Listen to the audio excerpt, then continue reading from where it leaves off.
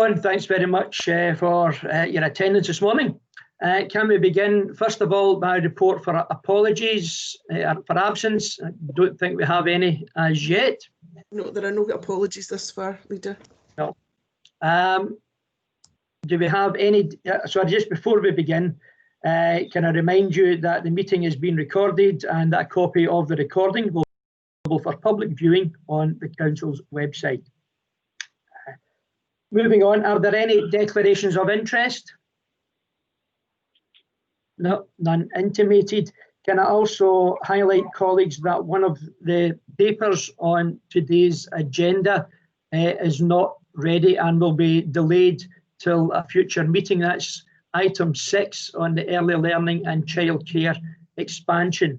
There's been some delays in gathering some of the information for a variety of reasons, but mostly trying to get everyone round the table are getting together to ensure that the information is correct. So that'll be delayed till a future meeting, possibly next week's cabinet meeting, but we'll bring it forward as soon as is practically possible. I think I'm correct in saying that. Maybe Mr. Cahill can confirm. Thanks, Leader. Absolutely. There's been real difficulty in trying to obtain a lot of information. It's extremely difficult because of COVID, which is affecting people in other organisations upon which we rely to try and get information about additional cost. And hopefully I'll manage to get a late report to the Cabinet next week, but we're doing it as fast as we can, and it's just really difficult in the circumstances. Thanks. No, much appreciated. I think we all understand the difficulties with staff being pulled in multiple directions just now, and indeed getting hold of individuals in other organisations isn't as easy as perhaps it once was. Okay, thanks for that, colleagues. Moving on then, colleagues, item 3 on our agenda, charging for services for 2021 to 22. The first aspect of that is part 1 for Corporate and Community Services Department, and I believe Deputy Chief Executive Caroline, are you covering this?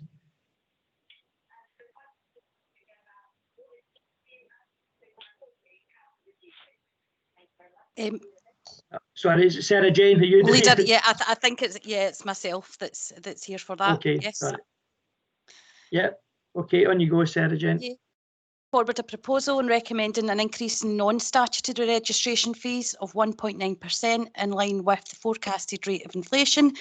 This will help us keep comparable with other local authorities, whilst aiming to recover the full cost of the registration service. Okay, thanks very much, Sarah Jane. Anyone get any questions on that paper? I think, like all of our services, the general increases, where there are increases, are in line with the current rate of inflation, and it's around 1.9% increase for most of those items. Are we happy then, colleagues, to approve that paper? Thank you. Item 3.2 on the agenda is the Health and Social Care Partnership, and again the increase in charges in relation to that. And can I ask whoever's coming in?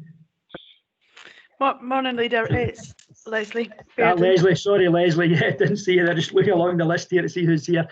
Yeah, Leslie, on you go. Thank you, Leader. As with other areas, the Health and Social Care Partnership charges have also been increased by 1.9% in line with inflation, and we expect that in a normal pre-COVID level of activity, this would generate around another £15,000. We are reviewing our individual budget calculator as part of our 2021 savings. However, that work has had to be put on hold because of COVID capacity. We are not proposing that we will change the planned 5% contribution level within individual budgets. And you will recall that the individual budget calculator looks at making sure we are able to provide the right level of support at the right time for individuals, and allows a more person-centred approach to planning care. The principle of that calculator looks at applying the resource where needed, allowing for well-being factors, and also takes into account the amount of support that is available to each individual. Any contribution from the individual budget calculator will of course be subject to the ability to pay. Thank you. Yeah, thanks very much for that, Leslie, and I think we all appreciate the difficulties involved in a lot of this and bringing some of these costs together. They are, however, unfortunately necessary, in many aspects of the work that our HSCP carries out. Have any comments on the paper? No, thank you. Okay, in that case, colleagues, I would be happy to note the update on charging within HSCP and agree the proposed increase to existing charges. So that's agreed. Thank you, colleagues. Thanks very much for your time this morning, Leslie. Item 3.3 is Department report on charging for services, and can I bring in, I think, Mark, is it you that's covering this? Thank you, Leader. It's actually going to be Mary Doherty who's just going to highlight the no key problem. points. Thank you. Thanks, Mark. Thanks, Leader. So, similar to other departments, our report summarises the findings from our annual review of chargeable services within education and makes recommendations for next financial year for the 6 service areas that we consider. The impact of the COVID pandemic on both our ability to offer these services and also on uptake since schools returned in August is noted in the report, as well as other factors that I'd been anticipating and preparing for, such as the changes in food regulations, which is affecting sales within the school meal service.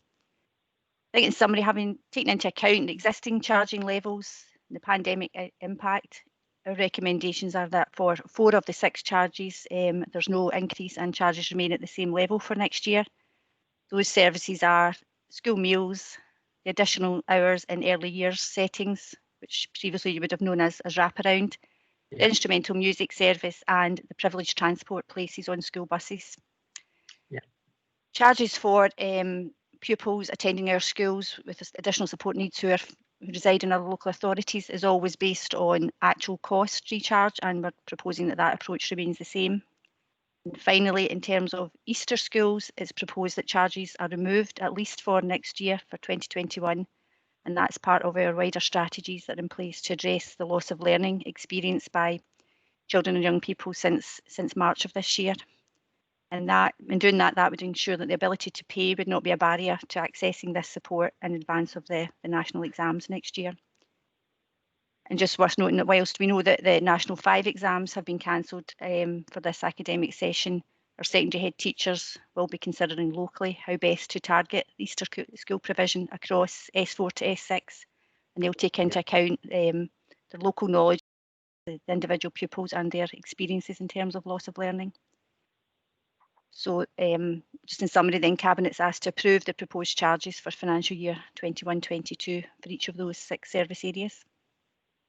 Okay, thanks very much for that, Mary. That's much appreciated, and I think delighted to hear that there are no charge for the Easter school charges, because we recognise the issues that many have faced with COVID, and indeed it's actions like that which we try to, aimed particularly at our most vulnerable, aimed at narrowing the attainment gap, but realistically supporting all of our children going forward, and I think that's a very welcome approach. And indeed, with other items that are on the agenda, it highlights some of the issues that we have facing us and how we plan to actually cover those costs and do what we believe is right. Happy to open up for any comments. Councillor Bamford.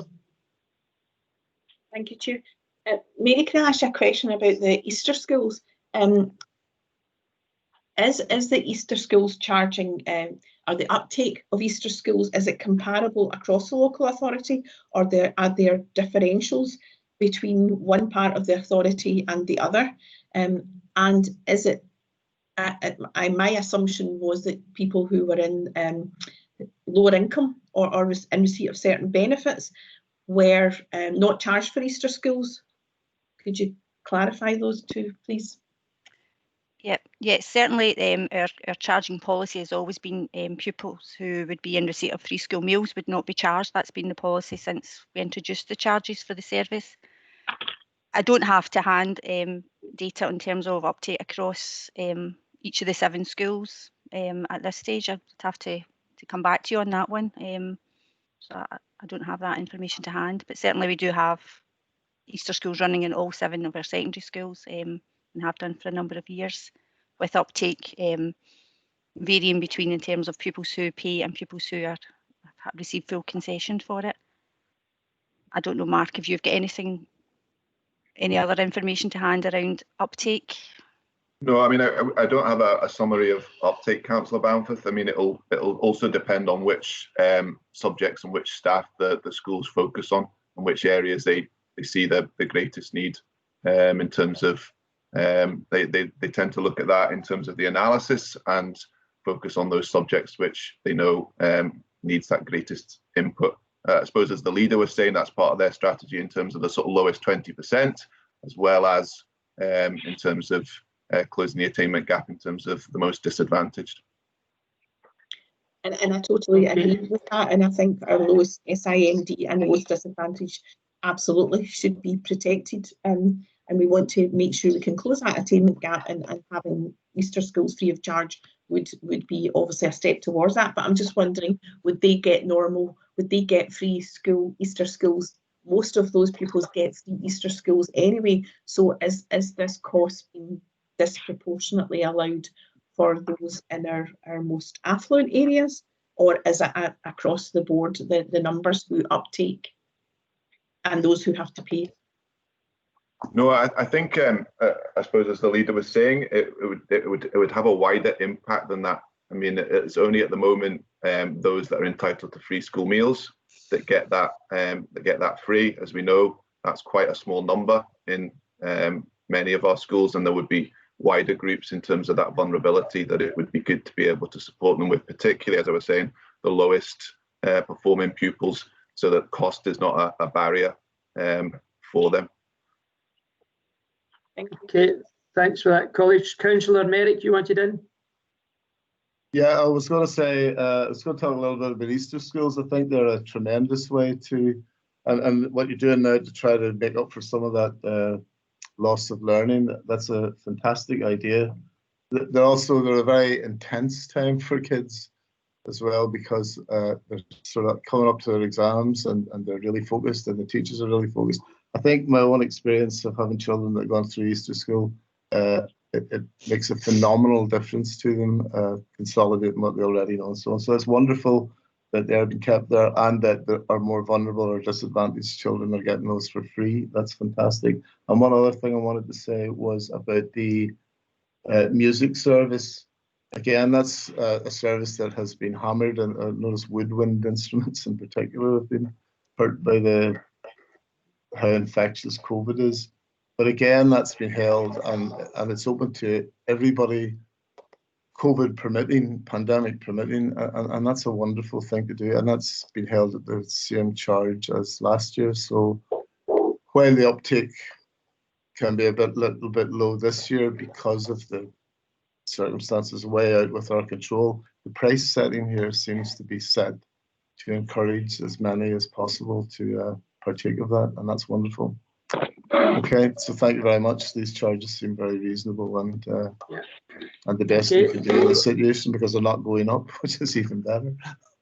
Thank you all. Any other comments in relation to that? No. In that case, colleagues, I'll be happy to note that approve the recommendations mentioned on page 7 under item 17. As the Cabinet is asked to approve the following recommendations: Service Area 1, the catering service and school meals, where charges retained at their current levels. Service Area 2, early learning and childcare, the additional hours, again, charges to be retained at their current level. Service Area 3, again, instrumental music service, to retain charges at their current levels. Service Area 4, the provision for pupils with additional support needs who reside out with the authority, and the revised charge to be set for 2021-22 following consideration of the 2021 outturn. Service Area 5, in terms of school transport and privileged places, and to retain the charges at the current level. And Service Area 6 for the Easter schools, to remove the charges for at least the next financial year as part of the wider education recovery plan to address loss of learning as a consequence of the COVID-19 pandemic. I'll be happy to approve those recommendations, colleagues. Thank you very much. Moving on then to the Environment Department and the report again by Andy Cahill. Andy. Right, thanks, Leader. Again, just similar to the previous report, so I won't go over it. It's a very comprehensive report. You can see that the Environment Department's got hundreds of charges. covers many areas. Paragraph 2 sets out the 3 categories, basically broadly similar to some others. There's the majority are just the 1.9% increase as per the other departments. Then there's a small proportion for good reason that there's proposed that there's no change. And then the final element is the statutory ones that are set by the Scottish Government and VOSA in relation to vehicles and planning applications and stuff like that. There are no key issues that I want to highlight, and obviously there's a separate report on garden waste following next. So I would just ask that they approve the recommendations. Okay, thanks very much for that, Mr. Cahill. Any questions, colleagues? No, I'll be happy then, colleagues, to approve the recommendations in the paper. That is a general increase of 1.9% across a number of services across that, and they are all listed as Service 1. No change to charges for hire of events, litter squad, trade waste collections, dangerous building admin fee, housing management fee, and Rook and Glen event fee, and filming in parks, etc. There are no changes to those charges. And C are the nationally prescribed charges, which are set as it's understood by Scottish Government and VOSA in relation to the ongoing costs involved. Are we happy to approve that report, colleagues? Okay, that's great. Thank you very much. Moving on then to item 4 on the agenda and the gardening waste charging proposal. And again, Mr. Carroll. Thanks. I'll maybe try to set this in a bit of context. It's quite a big thing, so maybe if you could indulge me just for a few minutes. Oh, absolutely. The first thing I would want to say is that bear in mind that this proposal is about income generation, and it's actually going to create additional jobs at a really difficult time when the council's facing such a difficult financial settlement. And it accords with the Cabinet approval previously given, if you remember, where the Cabinet approved the Audit Committee recommendations with regard to an approach and a policy about income generation and commercialisation within the council. So I'd ask you to take that into account when you start to think about it as I just go through. Basically, statutory garden waste is not a statutory function. There's no requirement for the council to actually collect it, although we do have other statutory duty to collect food waste. I'd also point out that 30% of councils approximately in Scotland are already charging for garden waste, with most of the others either actively considering it or I anticipate will actually move towards implementing it one way or another. Currently, as you know, garden waste is collected alongside food waste in the same bin, and that's done on a weekly basis, so that's 48 collections a year. In terms of financial context, could I just go back and remind you about the report by the head of accountancy to the council in October, which pointed out the challenging financial position facing the council, where directors had been asked to prepare for the worst and identify potentially budget reductions up to £11.82 million. And we've had some discussion this morning at the Cabinet about some of those figures, but we had to plan for the worst. In addition, I'd refer the Cabinet back and remind them about the audit and scrutiny recommendations that were approved, that I mentioned earlier.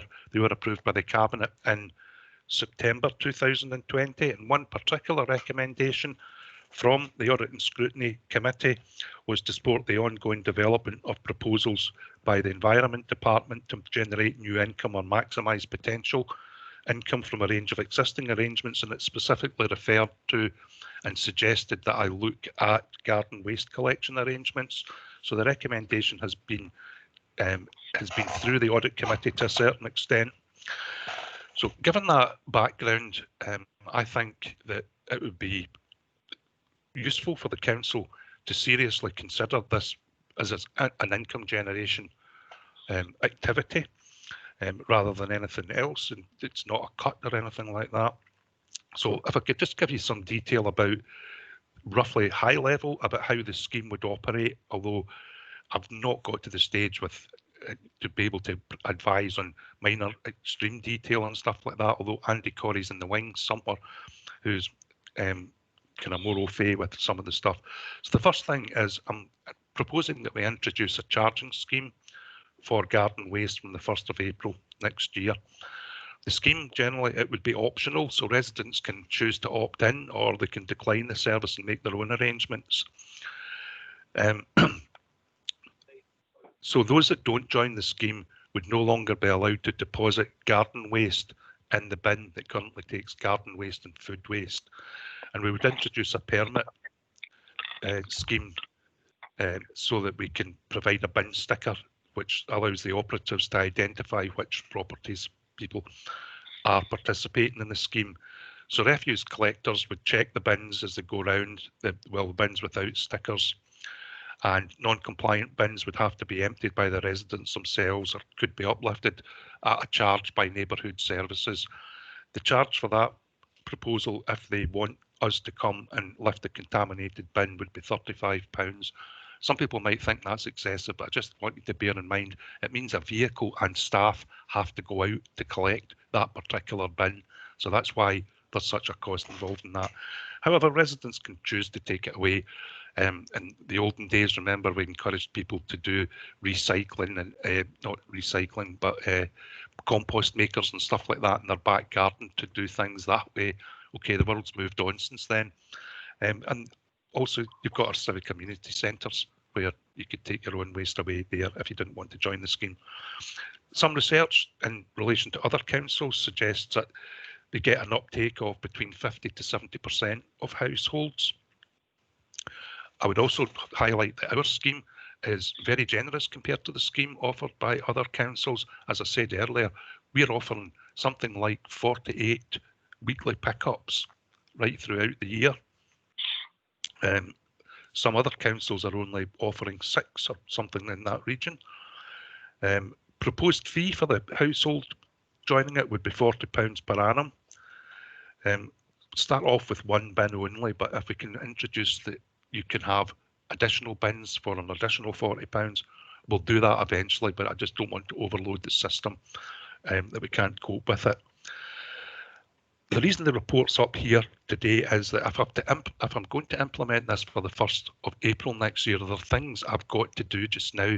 I've got to get staff lined up to do the administrative background in relation to it, because we've got to create a payment system, produce permits, recruit additional admin staff, also operational staff to provide the service, and we need to do a good bit of communication with my colleagues in public relations to make this clear to the public about what the scheme is and the benefits of it.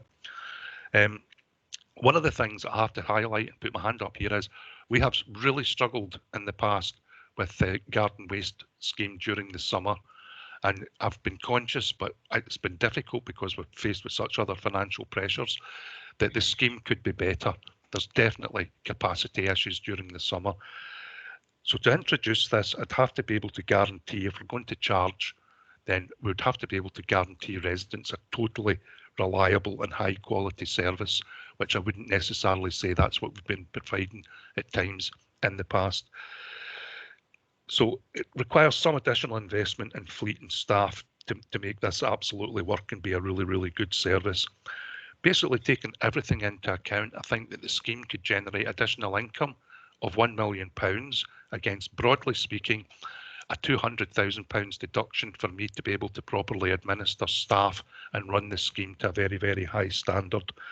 So basically, in terms of finance and efficiency, we're proposing a charge of £40 per household. That, assuming a take-up of 25,000 households, would generate a net income of around £800,000.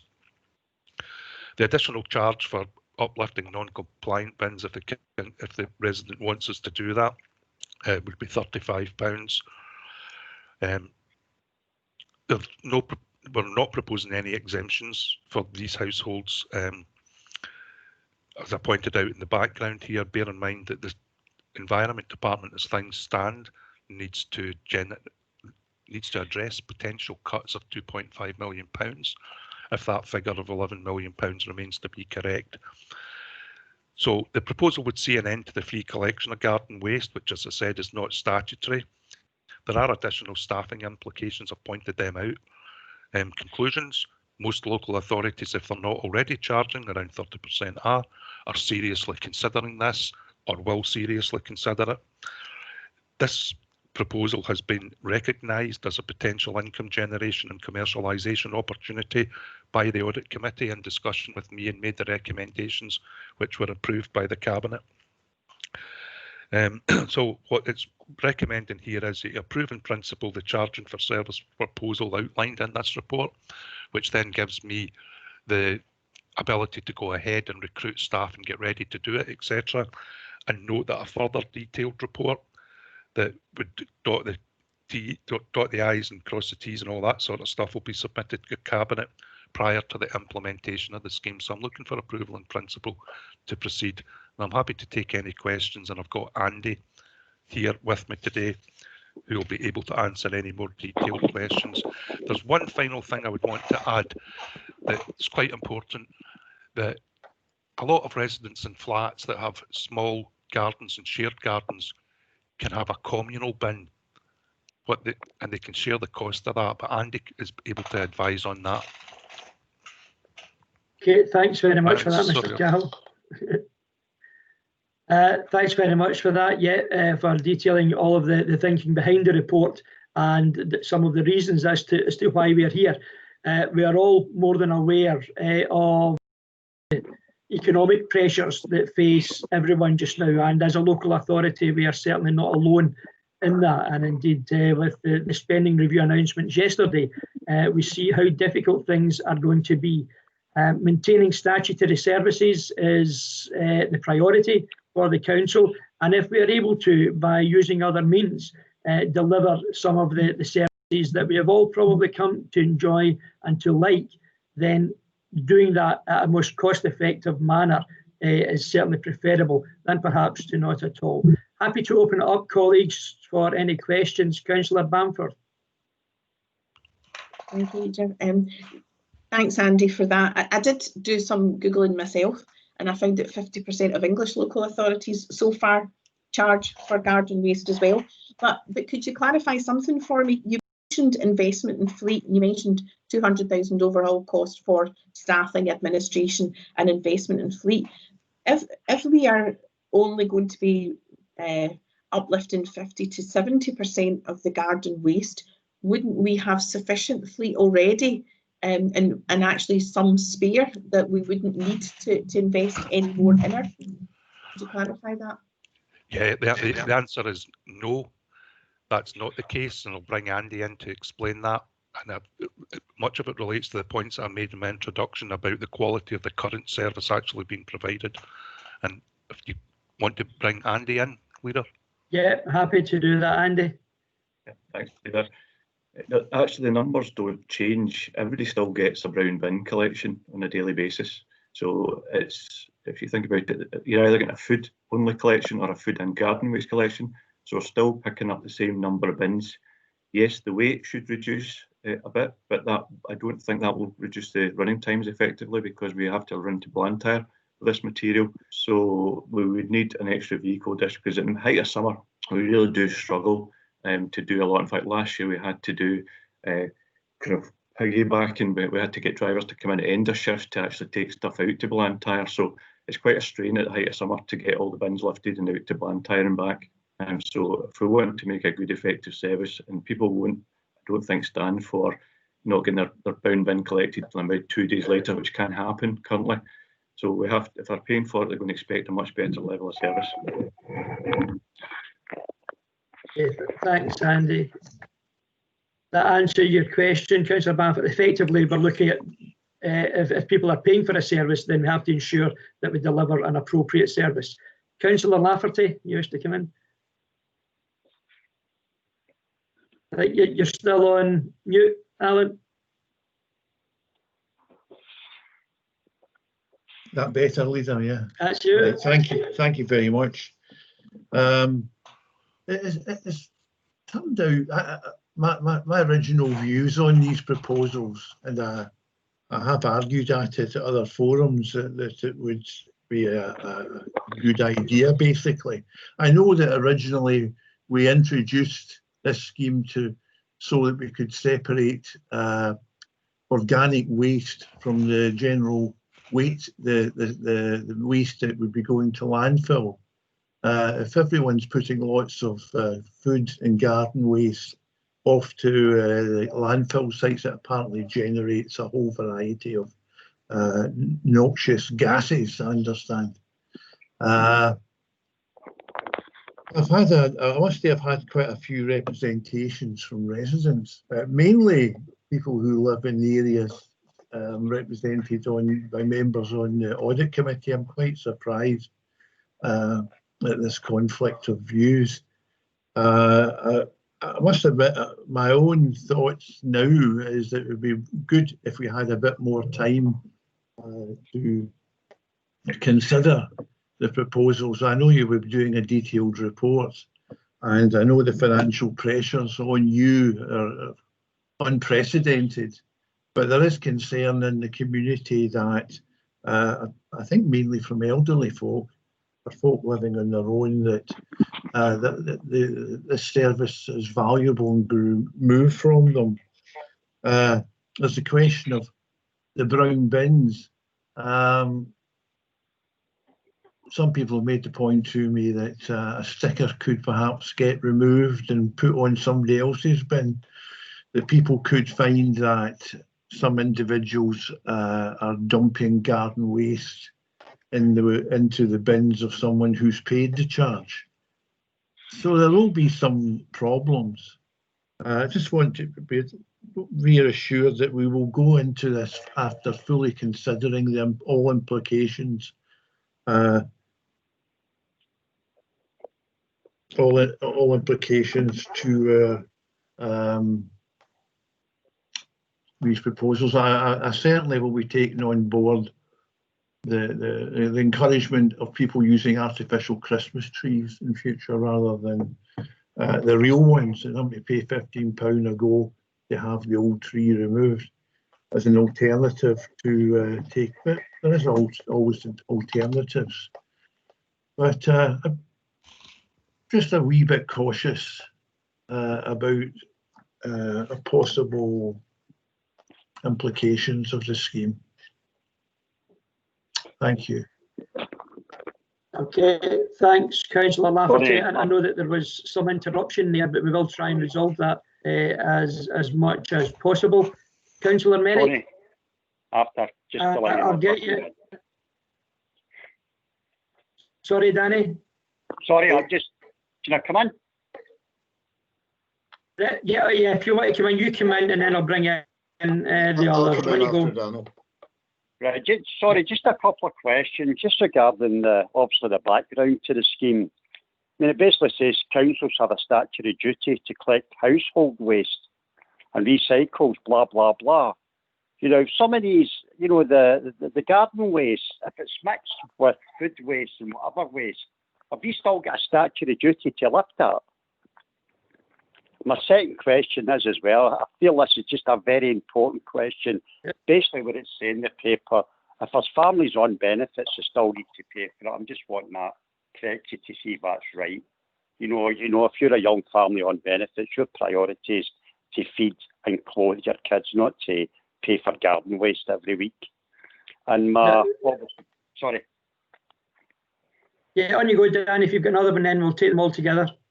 No, just the most important one is, you know, the collection. I mean, who's going to police this? You know, if I want to get rid of grass or whatever debris out my garden and I put it to the bottom of my bin, then I fill it up with whatever rubbish in my, you know, my normal grey bin.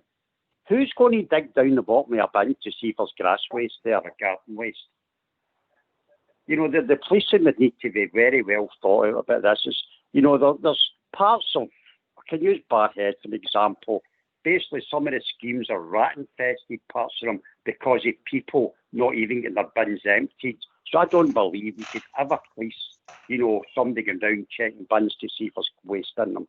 Sorry, but I don't. I just feel, you know, this has got to be really thought out very carefully before it's implemented. I think it will be thought out carefully, Danny. I think that contamination of the bins is something that would become apparent and obvious, but happy to bring in either Andy Corey or Mr. Cahill to advise on that. Yeah, thanks, Leader. We wouldn't be inspecting the grey bin. It would only be the brown bin. There would be a check on non-permit bins to check there's no garden waste inside the brown bin. But if people want to put garden waste into the grey bin, that's acceptable. They can do that. That's we wouldn't be checking those. acceptable. Yeah. So people are just, you know, there's not a statutory duty to recycle. So a lot of lazy people just put their bottles and their paper in their grey bin. So what we've got is, you know, there's no recycling whatsoever. So what you're going to get here is people, you know, it's save them paying the £40, just putting everything in their grey bin. Am I right in saying that? There's no legalities in that. We couldn't stop them doing that. No, we couldn't stop them doing that, no. And we've got a statutory duty to pick up recyclates, but not garden waste, which I think was one of your other questions. Yeah, I think that's, recycling is statutory, Danny, and likely to become more so with future changes expected in terms of recycling and as we move forward. Aye, it's not a legality now. There's not statutory duty. If you don't want to recycle, you don't need to recycle. Am I right in saying that?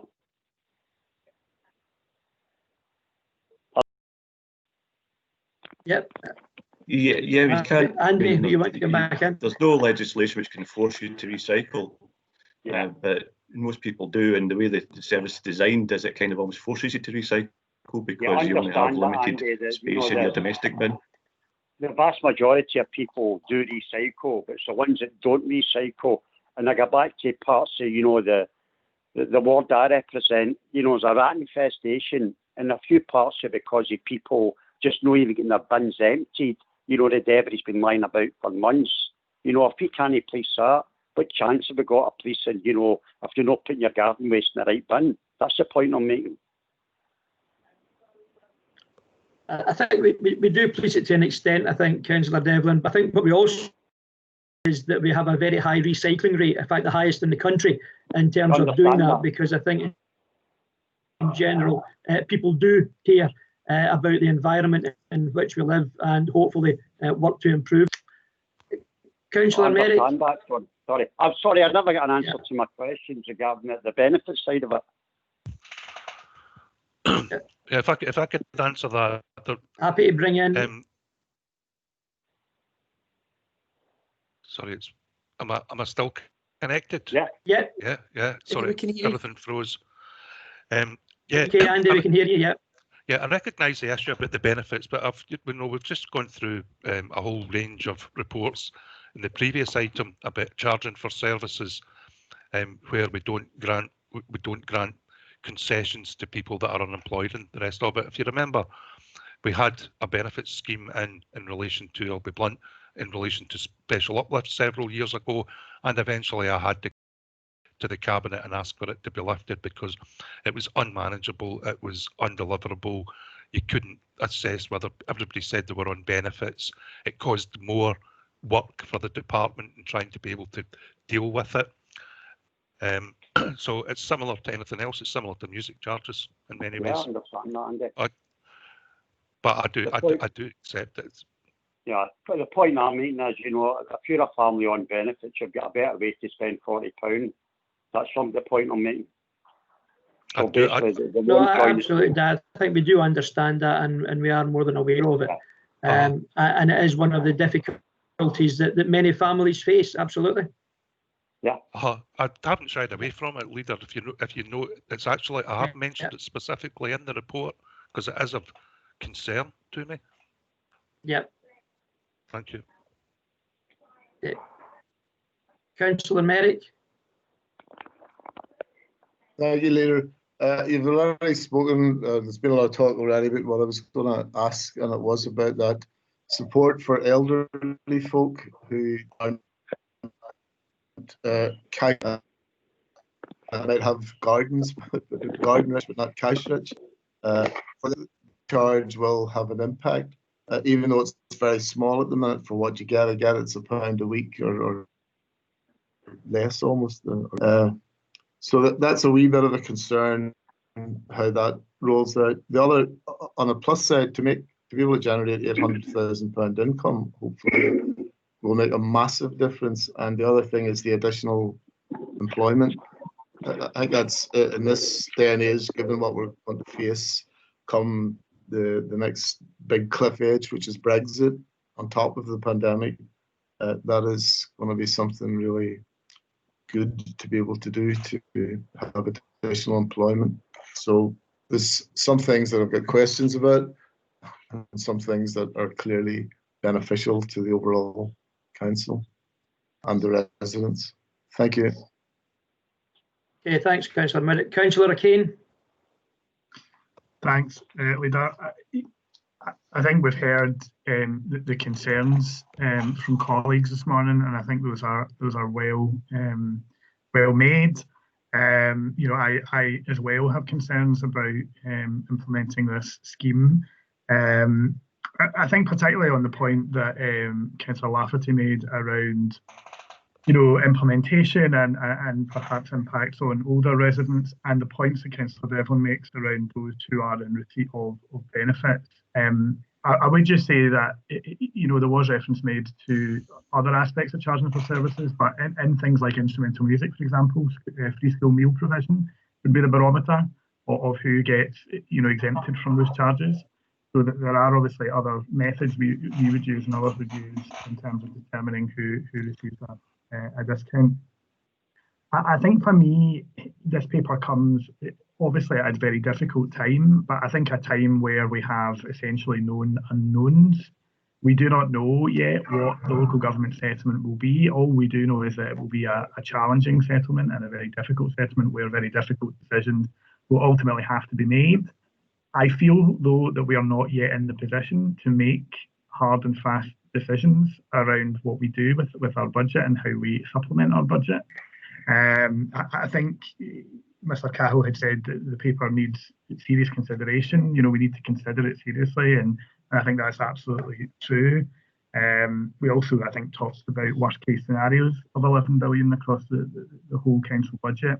So I feel almost today like we've been asked to take a decision in principle, but we're not yet clear on what the final budget will look like, and we obviously won't know that till very late in the day.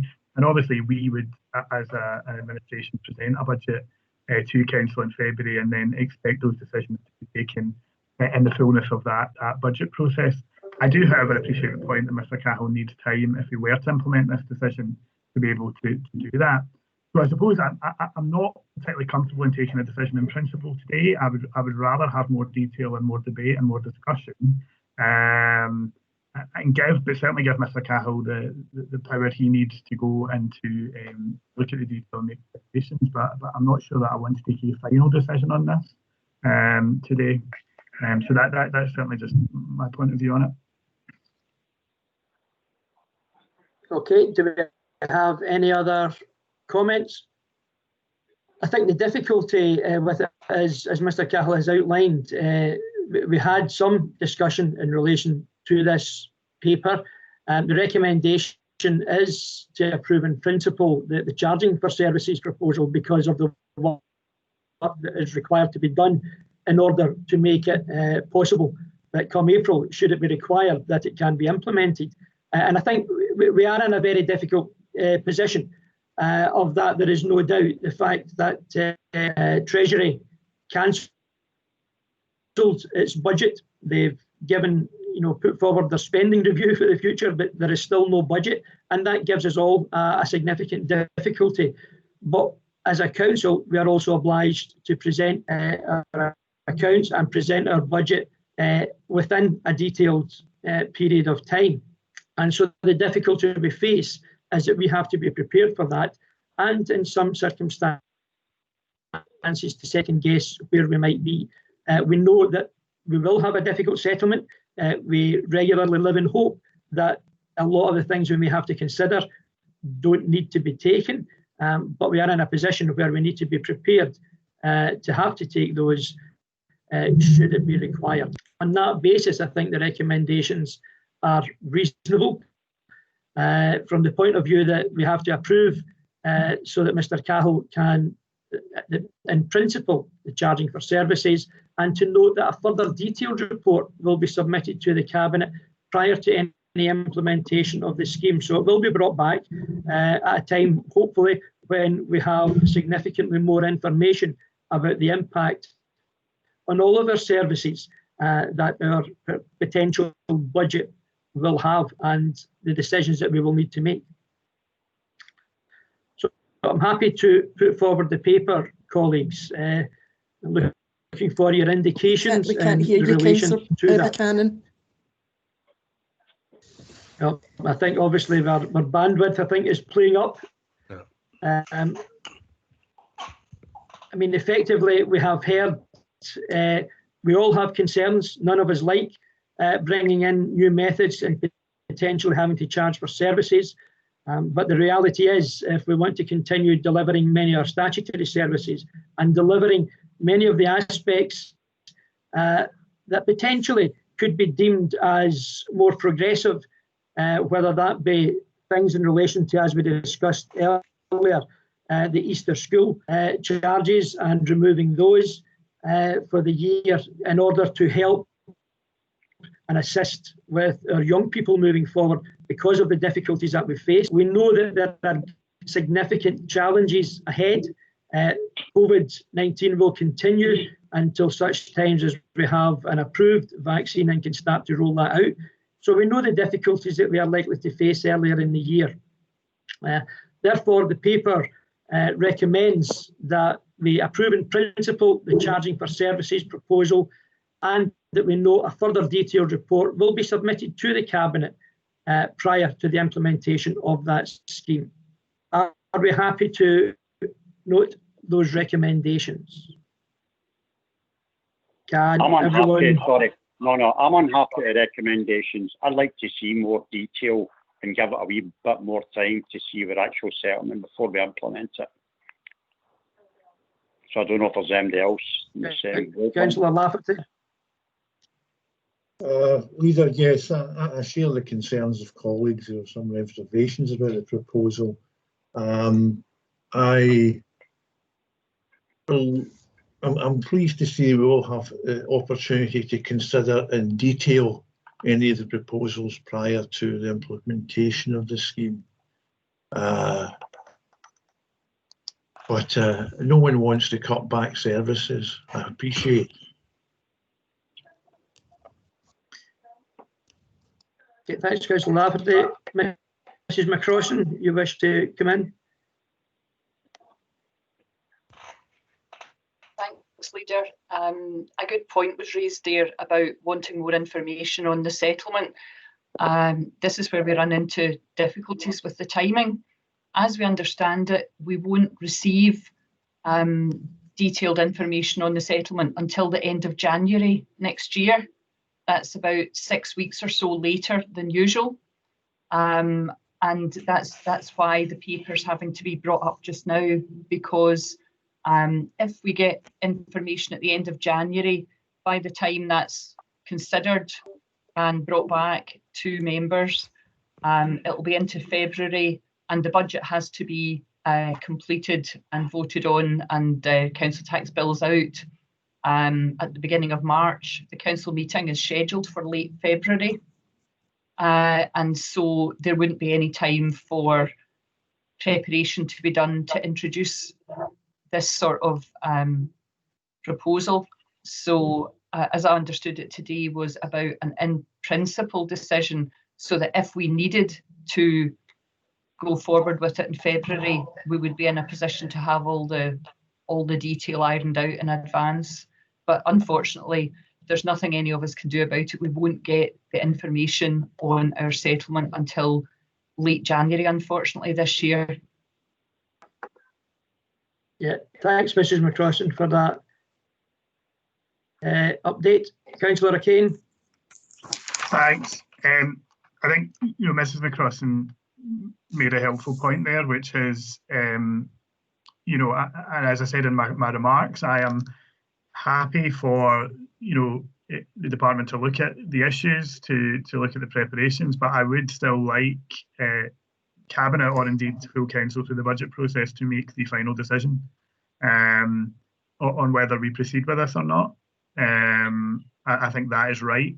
I would be hopeful that there's a way to do that, even if we we give Mr. Cahill the permission he needs to move forward today.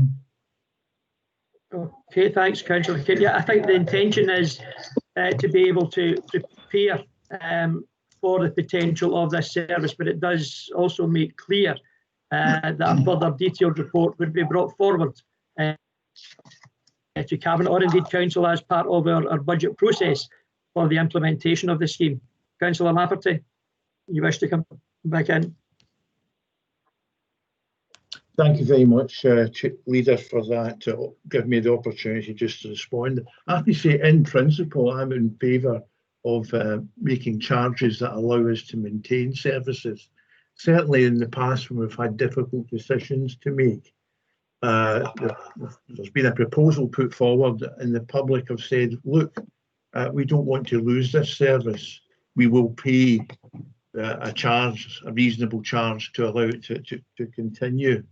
But we do need to, I'm cognizant of the comments made by Councillor Devlin and Councillor O'Kane, that we should at least perhaps, for the time being, put the proposals back into the recycling bin and see what we can come out with sometime in the future. And thanks, Councillor Lafferty. Mr. Daly, you wish to come in? Yeah, thanks, Leader. It was just a possible suggestion in terms of moving forward, and I think Councillor O'Kane's actually already alluded to it. I think what you could do today is give Mr. Cahill the authority to go away and develop all the operational arrangements that he needs to do to allow the scheme to be introduced, if that decision is the decision that the Cabinet reach at some point in the future. But that doesn't necessarily mean that you actually have to agree in principle today to the introduction of the scheme. So you can actually separate the two things out, give them the approval to do the operational stuff, and then the actual consideration of the final decision about whether or not to implement the scheme can be made in future. Okay, thanks, Mr. Daly. My understanding is, I think it was my reading of the recommendations was indicating that. Are we happy then, colleagues, that we give Mr. Cahill the approval to move forward with the potential costs that would be involved and the work required to potentially implement the scheme, and that it gets brought forward back to for a further detailed report to Cabinet or indeed to our budget announcements? Are we happy to approve on that basis? Sorry, Tony. I mean, I'm happy with that, yeah. as long as it's brought up with the budget strategy group. It's important. Yeah, well, it already has been, Councillor Devlin, and it will continue to be so, I don't doubt. No, yes, it will be. I'll be part and parcel of that process. That's fine. Thanks, I'm certainly more content with that. Okay. Okay, thank you, colleagues. Then happy to move on that basis. Thank you. Moving on, colleagues. Item 5 on the agenda is the. Sorry, was someone saying something there? No, item 5 on the agenda is the Council New Build Development Programme. And again, Mr. Cahill, or is it Mr. Dawes? Yeah, I'll come in on that, Leader. This report details what council house building is intended for the next few years, where it is intended, and when it is intended to be built. It is split into 3 phases. The first phase, phase 1, details just over 90 properties that either have been or will be built in Barrhead. The second phase details a further 70 properties that will be built in Newton Mens. We're having problems with the sound, Phil. Could you repeat that? Of course, yeah. The first phase details just over 90 properties which will or have been built in Barrhead. The second phase refers to just under 70 properties which will be built very shortly in Newton Mens. The third phase are a further 80 properties which will be built in both Barrhead and Newton Mens. That comes to a total of 240 properties. There is a desire and aspiration to extend that to 360 properties, and a paper will be brought to Cabinet very shortly once the preparatory work in relation to the finances has been undertaken. By way of background, in order for us to build houses, we need two key things. One is finance and the second is land. And I will look at land first of all. Once we have land, it can take 2 to 4 years to move from having an idea to actually having properties physically built on the ground. Often a big obstacle for ourselves is if we do not own the land and the landowner intends to build and we are going to be given a share of those properties for council housing, we are dependent upon the owner of the land as to when they begin construction. We cannot always influence when they begin the construction, so sometimes we are not in control of our own destiny. If a house builder owns land, we have to wait until they begin the construction of the houses, and they will decide when to build depending upon what they think the market conditions are and what their own particular financial situation is. In addition to questions of ownership, we have questions of infrastructure. Even if we own the land, we may need to work with partners such as Scottish Water or Scottish Power. We may occasionally need to buy small tracts of land. If a water pipe, for example, needs to cover an owner's land, that can sometimes add a delay of a further 6 to 9 months. And I think the example cited in paragraph 9 of the Cabinet paper in relation to Belgracedon is a good example of where unforeseen delays can occur. Phase 2, the sites in Newton Mearns, that is an example of where we do not own the sites and therefore we are dependent upon the owners of the land initiating their construction plans. We also may have issues for sites such as in relation to road infrastructure, drainage or traffic management, and all of these things can impact upon that gestation period, as I say, between 2 to 4 years before council housing can be built. The second key structure or foundation that is required is finance. We do receive subsidy from the Scottish Government of about £59,000 per property. That is not sufficient to build a house. Even a fairly cheap council house can cost £120,000. If land conditions are difficult, that can be more expensive. I draw members' attention to the paragraph where we refer to Fenwick Road, where we received additional subsidy from the Scottish Government to deal with a particularly constrained and difficult site. But even so, that additional subsidy does not meet the additional costs. So one thing that we as a service are always doing is approaching the Scottish Government to see whether additional funding and subsidy can be made available. I think to conclude this report, the construction of council houses is both a difficult and exciting project. It's difficult for the reasons that I have outlined, but giving people a home is perhaps one of the best things that we can do as a council. And for that reason, I am delighted to recommend this report to Cabinet. Thank you.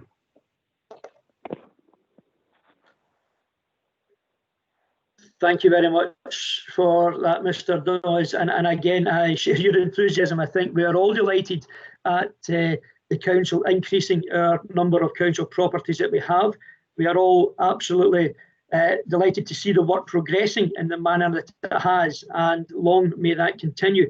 I think we have often discussed the many concerns that there has been over the years with regards to council housing. But the position that we are now in is obviously, one, significantly better, and two, we continue to try and progress that work as much as we possibly can with the support, including Scottish Government, and we will continue to press absolutely for the essential funding required to ensure that everyone has the right to a home. Councillor Lafferty, are you wishing to come in? Well, yeah, I had second thoughts and I put my hand down, but seeing as I'm here, Leader, I agree with the points made by yourself and Mr. Dawes.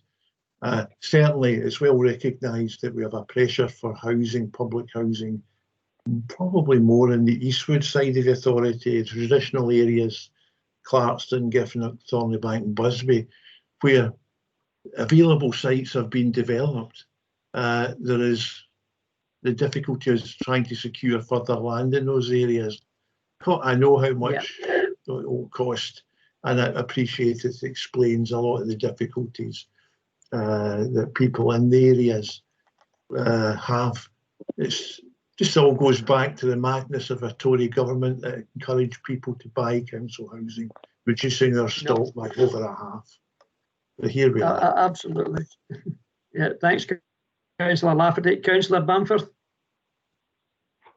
Thanks, Leader. No, I'm just delighted, like Councillor Lafferty, to see particularly the Eastwood side, where I'm sure we've all had the same, particularly over lockdown, where housing seems to have been a crescendo for a lot of people, and we are really getting, I particularly in my ward have a real struggle with people who are having to resort to the private sector. So I am, and there is a place for that, but there is an absolute necessity in this area to have more council housing.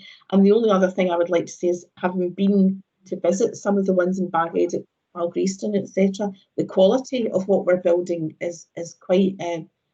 The houses are incredible, and I also like the fact that we're doing such a wide range. If you look at from the small kind of pensioner type houses to the bigger family homes, I think it's great that we've thought so far ahead around future proofing our houses, but also having a range where people, as we see the kind of dynamics and the demographics of those who are looking for our council houses, I think have changed in the last few years. So well done. Yeah, delighted. Thanks very much, Councillor Bamford. I think they're happy to note those comments. Anyone else with any further comments? Tony. Danny. Do you hear me? Yeah, on you go. Why is it always the housing department always brings a good news story to cabinet? Have you ever noticed that? No doom and gloom, always good news. On occasion, Councillor Devlin. Just the point, the council house building. I mean, I just hope other departments in the council, I know there's a lot of house building going on in East Renfrewshire as we speak. They're probably talking about 1,500, maybe more houses. Hopeful when the planning applications go in,